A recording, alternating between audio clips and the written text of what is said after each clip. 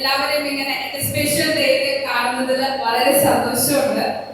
ഇപ്പൊ ഞാൻ ഈ മൈക്ക് മേടിച്ചതിന്റെ കാരണം ഇപ്പൊ നമ്മുടെ അച്ഛന്മാരുടെ ഒക്കെ പട്ടം കഴിഞ്ഞിട്ട് അവരെ ലാസ്റ്റ് ഒരു സ്പീച്ച് വേണം. അതാണ് എന്നെ ഇൻസ്പയർ ചെയ്തത്.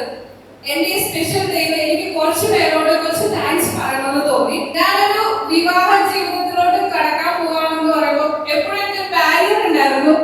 അതെനിക്ക് കവലപ്പറമ്പ് തന്നെയാണ്. ഞാൻ ഇവിടെ പോയാൽ ഞാൻ ഏറ്റവും കൂടുതൽ മിസ് ചെയ്യുന്നത് എന്റെ കവലപ്പറമ്പ് തന്നെയായിരിക്കും. എന്നെ വളർത്തിയ എനിക്ക് അവസരങ്ങൾ തന്നത് ഈ കവലപ്പറമ്പ് തന്നെയാണ്. ഇവിടുത്തെ ഓരോ മുക്കും മൂലയും എന്നെ അറിയുന്നവരാണ്. അപ്പൊ ഞാൻ ഏറ്റവും കൂടുതൽ മിസ് ചെയ്യുന്നത് എന്റെ ഈ കംഫർട്ട് സോൺ എന്ന് പറയുന്നത് എന്റെ ഈ കവലപ്പറമ്പ് തന്നെയാണ്. അപ്പൊ ഇവിടെയുള്ള എല്ലാവരോടും എനിക്ക് സ്നേഹം മാത്രമാണ്.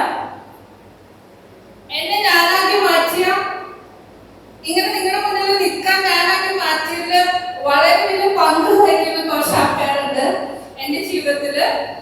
എന്റെ കവലപ്പറമ്പ് കുടുംബവും കരയാമ്പറമ്പ് കുടുംബവും ബാംഗ്ലൂർ കുടുംബവും അവരെ ഈ അവസരത്തില് എന്നെ വളർത്താൻ എന്നെ ഇങ്ങനെയുള്ള ഞാനാക്കി മാറ്റാൻ സഹായിച്ച നിങ്ങളോട് ഒത്തിരി സ്നേഹത്തോടെ നന്ദി പറയുന്നു.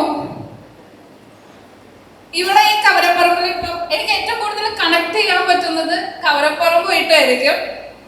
അപ്പൊ ഞാനിങ്ങനെ നിൽക്കുമ്പോൾ ഇവിടെയുള്ള ആരും തന്നെ എന്നെ ഒറ്റയ്ക്ക് കണ്ടിട്ടുണ്ടാവില്ല. എപ്പോഴും എൻ്റെ കൂടെ 1-2 പേരുണ്ടാവും.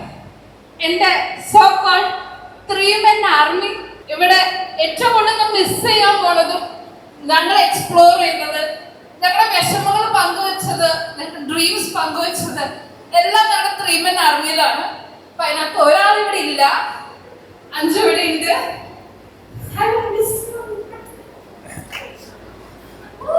ഒരു അച്ഛനെ ഇൻസ്പയർ ചെയ്യാം അല്ലെങ്കിൽ എന്നെ ഇൻഫ്ലുവൻസ് ചെയ്യാം. അങ്ങനെ കുറെ അച്ഛന്മാർ കുറെ സിസ്റ്റേഴ്സിന് എന്റെ ലൈഫിൽ മുന്നോട്ട് പോയിട്ടുണ്ട്. അതിന് അച്ഛൻ എനിക്ക് തന്ന ഇൻസ്പിറേഷൻ ഇൻഫ്ലുവൻസ് അത് എടുത്തു പറയേണ്ടത് തന്നെ. എന്റെ മോളിലേക്ക് എടുക്കുന്നതിന് ഏറ്റവും കൂടുതൽ അപ്പന്റെ അമ്മയുടെ കൂടെ ചേർന്ന് നിന്നിട്ടുള്ളത് ആഞ്ചലോച്ചനാണ്. ആഞ്ചലോച്ചനോട് ഒരുപാട് ഇന്നിപ്പോ ആഞ്ചലോച്ചൻ വന്നു. ആഞ്ചലോച്ചനോട് ഒരുപാട് നന്ദി പറയുന്നു.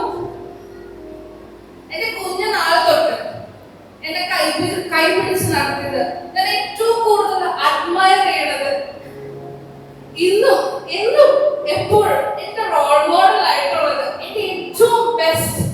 എനിക്ക് ഇന്നതാണ് എന്റെ ബെസ്റ്റ് എന്ന് പറയാൻ എനിക്ക് ചൂസ് ചെയ്ത് തരുന്നത് എന്റെ ചേച്ചിയാണ്.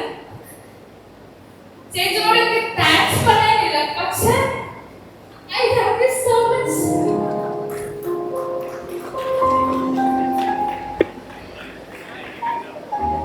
എല്ലാവരും പറയും ചേച്ചിയുടെ കല്യാണം കഴിഞ്ഞു. പക്ഷെ എനിക്ക് അങ്ങനെയല്ലായിരുന്നു. ഞാൻ എന്ത് പറയുന്നത് ചേട്ടന്റെ കല്യാണം കഴിഞ്ഞിട്ടുണ്ടായിരുന്നു. ചേട്ടൻ ബെൻചേട്ടൻ എനിക്ക് ബ്രദർ ഇൻ ലോ അല്ല, എന്റെ ബ്രദർ തന്നെയാണ്. ചേട്ടാ ഐ ലവ് യു ടു. എന്നെ കവലപ്പറമ്പിൽ ആൾക്കാരെ കാണുമ്പോ എല്ലാവരും പേടിയോടെ നോക്കാം. ഞാൻ ക്ലാസ്സിലോട്ട് വരുമ്പോ എല്ലാവർക്കും എന്നെ പേടിയാണ്. എന്റെ സ്ട്രക്ചർ കണ്ടിട്ടാണോന്ന് എനിക്കറിയില്ല, പക്ഷെ പിള്ളേർക്കൊക്കെ എന്നെ പേടിയാണ്.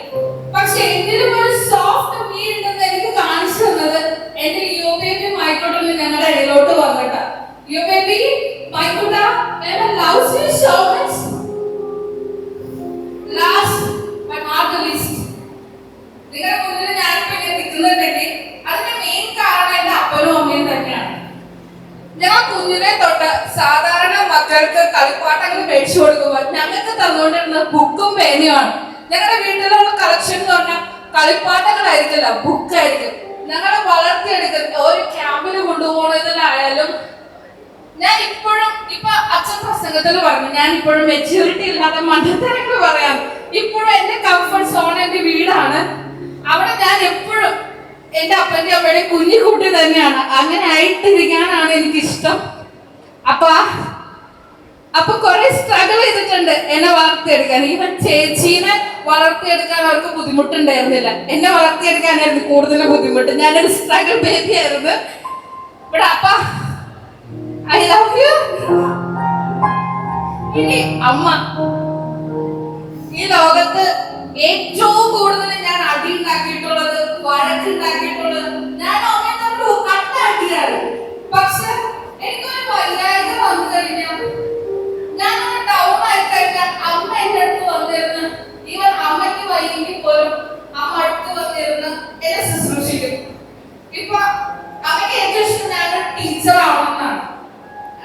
ഞാൻ ഇൻഫോസിസിൽ വർക്ക് ചെയ്യുന്ന സമയത്ത് അമ്മ അങ്ങനെ ആഗ്രഹങ്ങളൊന്നും പറഞ്ഞിട്ടൊന്നുമില്ല.